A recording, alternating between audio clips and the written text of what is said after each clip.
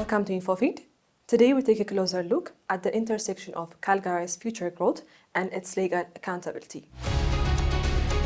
While Calgary is currently focused on its future, highlighted by transformative urban rezoning and multi-billion-dollar infrastructure investments, the city was recently met with a sobering reminder of the need for oversight. The recent RCMP investigation involving past officials arrives at a delicate time for our municipal growth. It serves as a formal call to uphold the high standards of governance that Calgarians expect, even as the city continues its rapid evolution. The headline today is as jarring as a cold snap in July. Just days back, the RCMP's Federal Policing Unit executed a series of high-profile search warrants that have effectively decapitated the public's remaining faith in municipal oversight. Officers were seen entering the homes of former Mayor Jyoti Gondek, current councillor Andre Chabot, and the perennially controversial former councillor Shan Chu, while current Mayor Jormi Farkas was quick to step in front of the cameras yesterday to clarify that the city itself is not the target, but rather a third-party business linked to these figures. The optics are undeniable. In 2026, the question in Calgary is not just who is building the city, but who is being paid under the table to allow it. The story begins not with a bang, but with a quiet referral from the Calgary Police Service back in October 2025, a move that suggests this investigation has been simmering beneath the surface for months. As the RCMP moved in this week, they weren't just looking for files, they were seizing smartphones and personal laptops, hunting for the digital fingerprints of a kickback culture that critics say has plagued development deals for years. This probe creates a massive shadow over the city's current housing for or rezoning hearings, where emotional debates about density are now being drowned out by whispers of who stands to profit. To understand the upbringing of this crisis, we have to look at the massive influx of development capital that flooded Calgary during the 2024 tech boom, a period where the line between pro-growth and pro-special interest became dangerously blurred. The cause of the public's anger is simple, a feeling that the city's big sky is being sold off in small, private rooms. The reason the RCMP stepped in, shifting the case from local police to federal authorities, indicates that the scope likely involves interprovincial or even international financial transactions. Compare and contrast this with the 2018 Olympic bid debate.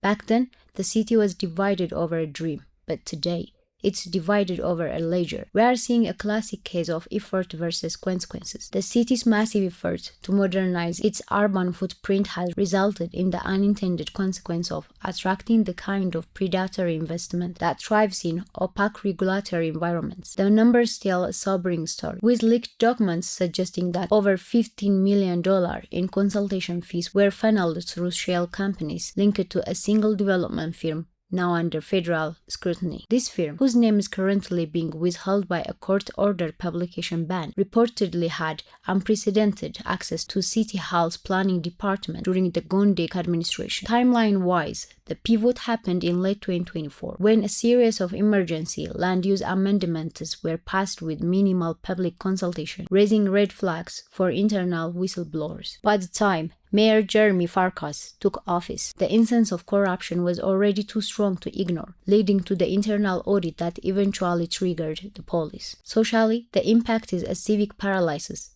as councillors worry about their own legal standing. The actual work of governing a city of 1.6 million people has slowed to a crawl. Economically, the uncertainty is scaring away legitimate investors who don't want their projects tied up in a multi-year federal corruption trial. Examples of this pay-to-play allegation are surfacing in the form of luxury condo approvals that bypassed environmental impact assessments, allegedly in exchange for campaign donations that never made it onto the official registries. The moral incapacity of the municipal system is being laid bare, much like the political crisis we have tracked in Peru, proving that instability is not just a global south problem. Ultimately, this proves a stress test for Canadian municipal law.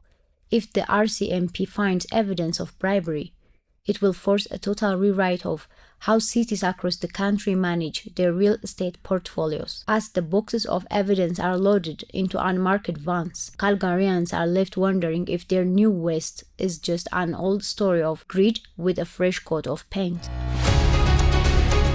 The current situation serves as a significant prompt for reflection on the values of underpinning urban expansion. While a rising skyline and a forest of construction cranes are often viewed as the primary indicators of a city's success, this event suggests that the integrity of these processes driving such growth is equally vital. Calgary stands at a critical juncture. The city now faces a choice between being defined by its celebrated traditions or by the transparency of its political institutions. As the RCMP concludes its investigation and the legal proceedings move forward, the focus inevitably shifts to the role of civic oversight. Ultimately, the strength of a metropolitan infrastructure is inseparable from the strength of its governance. With the eyes of the province and the country watching, the heart of the West now has the opportunity to demonstrate that its foundation is built on more than just record-breaking development. It is built on a sustained commitment to public trust. Facts inform, but stories transform.